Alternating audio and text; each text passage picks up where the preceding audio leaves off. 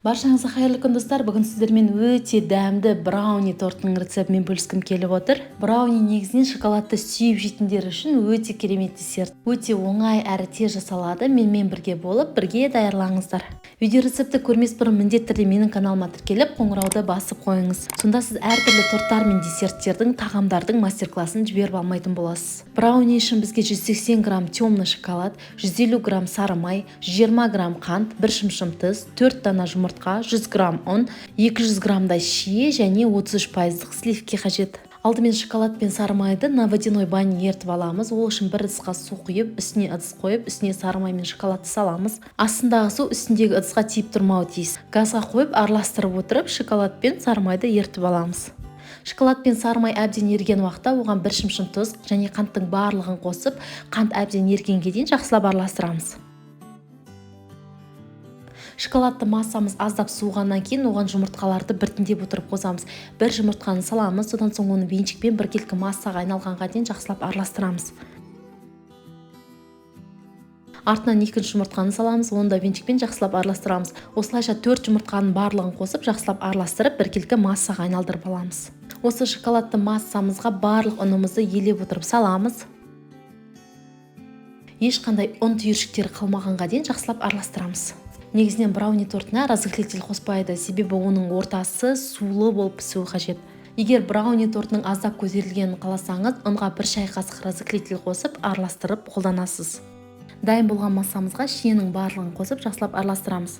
Мен морозильниктен шыққан қатырылған шиені қолдандым. Міндетті түрде сүйегінен тазаланған шие болуы тиіс. Қатырылған шиені қолдансаңыз, алдын ала ерітудің қажеті жоқ. Мен брауниді 4 бұрышты формада пісірдім. Форманың ұзындығы 28 см, ал ені 17 см. 4 бұрышты формаға пергамент жақсы орналасуы үшін мен оны қолыммен мыжып алдым. Содан соң жұмсақ пергаментті формаға орналастырдым.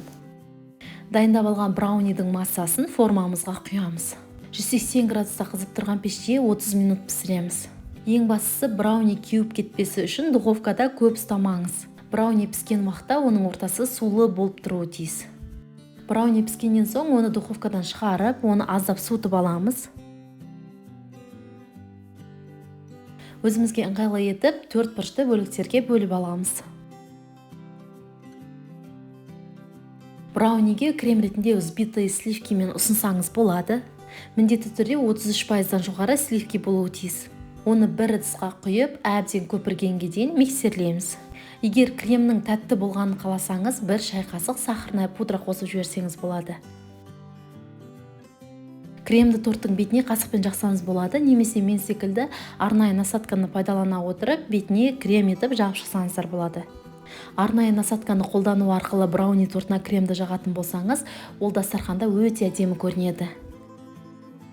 Осымен брауни десертіміз дайын. Сіздер де міндетті түрде осы рецепті пайдаланып, жақындарыңызды қуантыңыздар. Ал мен өз каналымда тек қана сіздермен ерекше тағамдардың, әртүрлі торттар мен десерттердің мастер-классымен бөлісемін. Сондықтан міндетті түрде менің каналыма тіркеліп, жаңа рецепті жіберіп алмас үшін қоңырауды басып қойыңыз. Менімен бірге болып, менің каналымның дамуына үлесіңізді қосып жатқаныңыз үшін сізге алғыс айтқым келеді.